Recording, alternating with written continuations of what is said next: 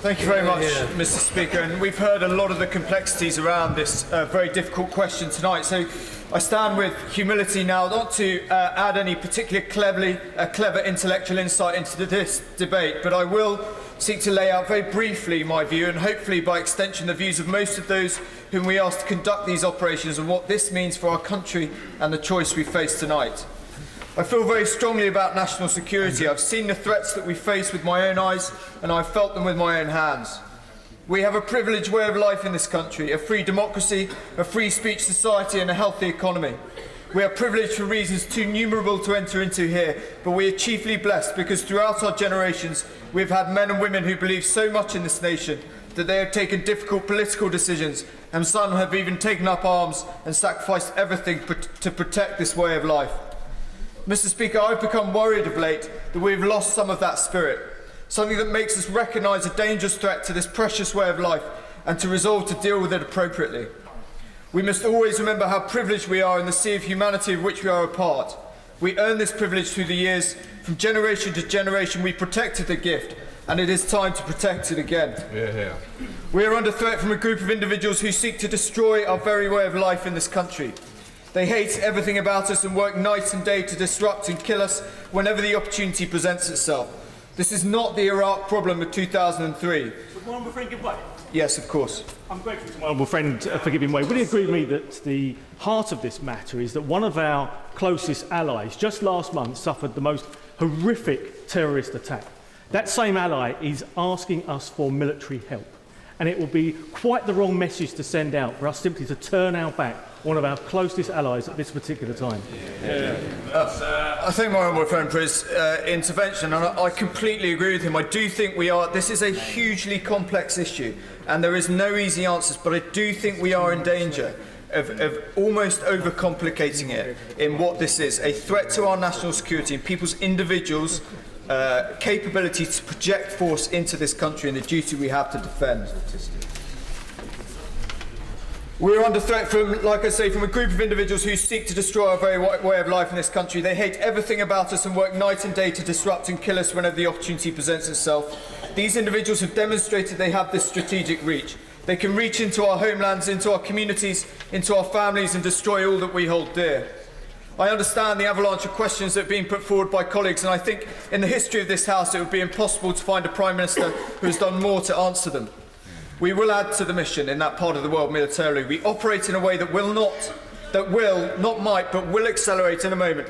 We will add to that mission because we operate in a way that will, not might, but will accelerate the process of destroying the networks and individuals who operate against us. We've been doing that in Iraq. We must also do it in Syria, where they regenerate themselves. We use weapons, and I've used them myself, that are specifically designed to limit collateral damage while retaining pinpoint accuracy and lethality. They are better at this than anything else currently being used. We've been asked by our international partners to step up, and we must deliver on that. But, Mr. Speaker, overlaying these technical arguments must surely be a greater calling that I think, in the relative comfort of the United Kingdom in 2015, we can neglect. We have a duty in this House to keep our nation safe. Keeping our nation safe involves a multifaceted approach. We must do all we can to stabilise the instability through aid. We must ensure our security and intelligence services have the resources and powers to act here at home to retain an effective goal line defence. We must train and mentor indigenous forces. We must do everything possible to stop the source of funds for terrorist organisations, however uncomfortable those conversations with those in the region may be. I have personally interrogated this government's response to this threat, and I'm satisfied that we are doing all of those things. But in our comfortable existence in this country of ours, Mr. Speaker, we must also accept some uncomfortable truths. There are some, thankfully few, but a significant few in this world, who trade on man's inhumanity to man. They use fear, religion and violence to promote their own self-interests and power, nothing more and nothing less. The so-called religion they proclaim is as far removed from Islam, a religion as peace, and any Muslims who I have ever known and lived amongst, as it is possible to get. In 2008, I wrote a reconciliation strategy towards Tier 1 Al-Qaeda target set in Afghanistan and Pakistan. The truth then is as valid as it is today. This group of people will never be reconciled to a peaceful, democratic, equal society that they hate so much. They want to die, they want to kill all those who do not conform, and until they are killed, they will not deviate from their path. So military action is a part of this national security. We as a society must get used to that in this barbaric world in which we now live. We cannot honestly say that we are doing all we can to our constituents at home if our full spectrum response does not include military action. Finally, I respect and to an extent understand those who would disagree with me this afternoon.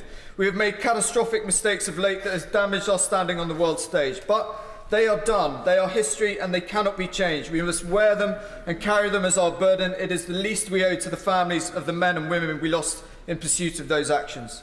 Similarly, I understand those who think that some of us are too quick for action and would seemingly take every opportunity to engage militarily abroad. All I would say to those is conducting those operations makes you less likely, not more likely, to want to do it again or ask anybody else to do it for you, unless it was absolutely necessary.